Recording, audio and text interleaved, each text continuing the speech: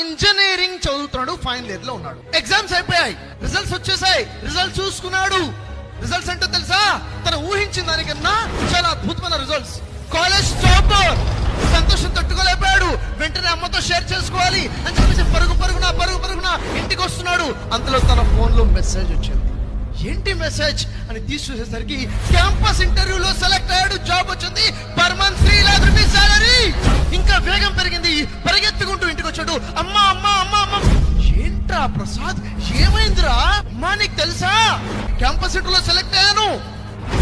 ఏమండి విన్నారా, మన ప్రసాద్ కాలేజ్ టాపర్ అంట, పెద్ద జాబ్ వచ్చింది. అవునే, ఎవడనుకుంటున్నావు, వాడు నా కొడుకు. తర్వాత రెస్టారెంట్కి వెళ్ళారు, భోజనం చేస్తున్నారు. ఇంకా ఇష్టమైన మెనూ ఆర్డర్ ఇచ్చేసారు. తింటున్నారు. నాన్న సంతోషంలో ఇంకా ఆర్డర్ ఇస్తున్నాడు. ప్రసాద్, డాడీ చాలు డాడీ. అరే నువ్వు తినరా. చాలు డాడీ, కడుపు నిండి. వద్దు డాడీ అంటున్నాడు.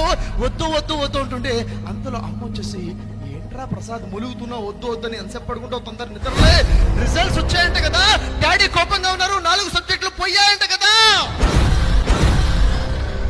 కళా డ్రీమ్